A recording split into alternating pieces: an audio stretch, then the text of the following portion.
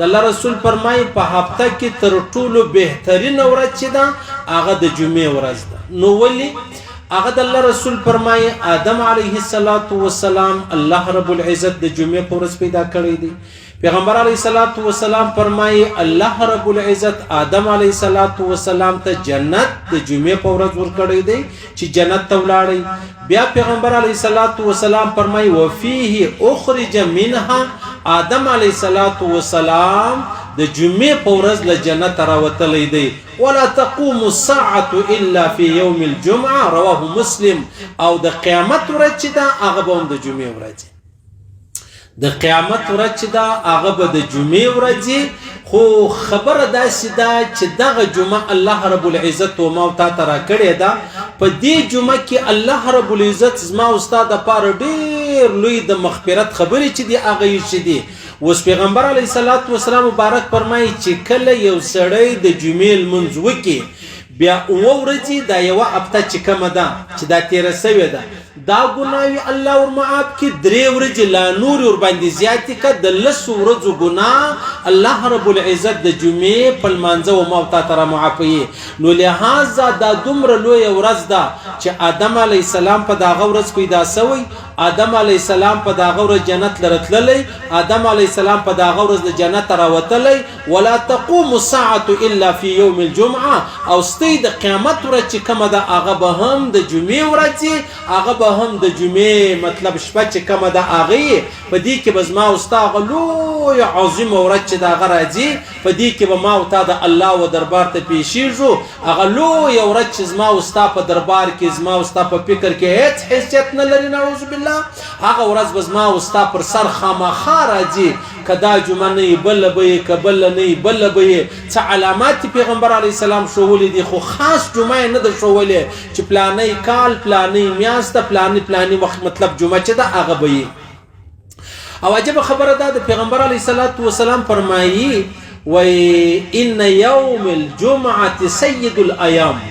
په دا اوه ورځو کې د هفتې سرداره محترمه معظمه ورځ چې ده هغه د جمعې ده د الله په دربار کې.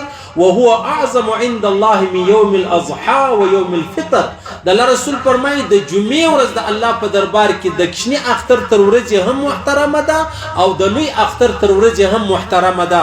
او بیا پیغمبر علیه السلام فرمایي چې وفيه تقوم الساعه.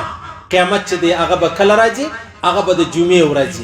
یعنی که کم کال و کم میاشته و کم هفته و په هفته کې به د جمعې ورځي خامخا به د جمعې په ورځ قیامت راځي.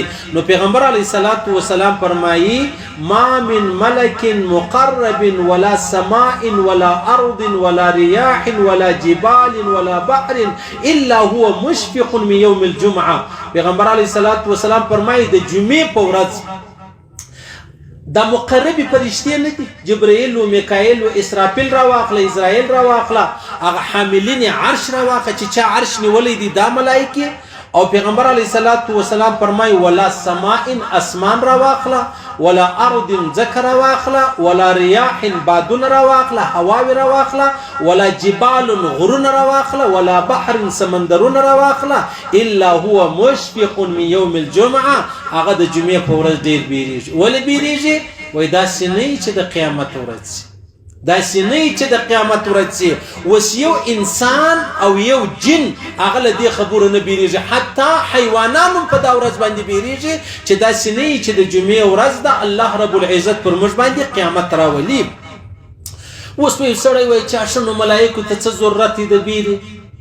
صحیح خبره داسې ده چې ملایکې چې څومره کم مخلوق چې الله ډیر پیژني هغه هغومره جن بیریږي. په تمام کائنات کې محمد رسول الله بلکې تمام انبیاء او الله څومره پیژندي انبیاء تر دې عام انسانانو مسلمانانو ته الله سره ډیر بیریدل. دلته دا فرشتي هم د الله سره بیریږي. بیا دا غره کم اسمان هم بیریږي. دا غسی مطلب ځکه هم بیریږي دا غر هم بیریږي سمندر هم بیریږي. سره کم بیریږي دا رقم بیریږي لکه محمد رسول الله فرمایلی دي زما او استاد محمد رسول الله پر خبره ایمان دی. کما او ته په دې خبره پوسو چې د اسمان چیغي وي ناری وي هغه مځکه چیغي ناری وي هغه غر را واخلا هغه سمندر را واخلا هغه نهرونه را واخلا بیا خو نو ما ته په خپل په پیژنو بیا د پیغمبر سم خبرې څه ضرورت دی. کما او تا د مځکې چیغې واورو، کما او تا د اسمان کوکې واورو، کما او تا د غرو او د سمندرو او د هواو مطلب بغارې واورو، نو بیا خو د پیغمبر علیه السلام د خبرې ضرورت نشته. نو د پیغمبر علیه السلام خبره به زما او ستا ایمان بالغیب چې پیغمبر علیه السلام وفرمیل اسمان د جمعې په ورځ بیریږي، آمنا وسلمنا، مځکه د جمعې په ورځ بیریږي، غرونه د جمعې په ورځ بیریږي، سمندر د جمعې په ورځ بیریږي، حتی دا نهرونه راواخله هغه د جمعې په ورځ بیریږي، هواوې چې دي هغه بیریږي. ولې بیریږي؟ الا هو مشفق من یوم الجمعه، رواه ابن ماجه، د ابن ماجه حدیث دی چې داسې نه قیامت الله را باندې راولي، داسې نه چې الله رب العزت پر موږ باندې قیامت راولي. ګوره هر څوک یعنی دا هر ډبره راواخله، ډبره نه ده، دا د الله څخه بیریږي، یعنی دا په دې بیریږي. هغه یو روایت کې راځي یو نبی تېرېدی، یوه ډبره وه د هغې څه چینه راوتله، چې راوتله نو بیا دی ورسره ګویا سو، معجزه وه. ولې پر چش باندې دې ډبرې ژړل د هغه څه دا د دې وښکې رابهېدې، یعنی دا کومې اوبه چې را روانې وې دا یې وښکې وې. نو دې ډبرې و دې نبي ته پر یاد وکړه چې ته د الله په دربار کې خواست وکړه چې الله ما د جهنم وساتي. ولې؟ هغه الله رب العزت فرمایي چې د جهنم اور به په ډبرو باندې بلیږي. نو دې ډبرې ویل داسې نه چې زه هم جهنم ته ولاړ سم. خیر هغه نبی بیا دعا ورته وکړه، بیا الله رب العزت وعده ورسره وکړه، دا نبی ولاړی. بیا کال دوه بعد بیا را تېرېدی، بیا هغه ډبره ده، بیا هغه اوبه دي، بیا هغه چینه ده، بیا هغه ژړا ده، بیا هغه وښکې دي. پوښتنه یې وکړه چې اوس پخوا خو تا ول داسې مسله ده، نن خو دا مسله ده. ولې؟ ورته ویلې مخکې مې د الله د خوف ژړل، نن الحمدلله د شکر ژاړم چې الله رب العزت د جهنم څخه وساتله. تاسو اندازه ولګوئ. پیغمبر علیه الصلاة والسلام فرمایي که حیوانان د مرګ په حال خبر سو، دا حیوانان د مرګ په حال داسې خبر سو لکه انسان او پیری چې په خبر دی. د الله رسول فرمایي نه به غویی، نه به وش، نه به پسه، نه به بل، نه به بل، یو شی به نه وي چاق سوی، تیار سوی. دا ولې؟ د مرګه به بیرېدلی. یو انسان دی چې در پرون ډېر خوشحاله دی، یو انسان دی چې در پرون دی ډېر طبیعت برابر دی، یو انسان دی چې تر پرون دی مطلب ډېر کارونه چې دی هغه زیات سوي دي او حال دا دی چې دی مرګ ته ورسېدی.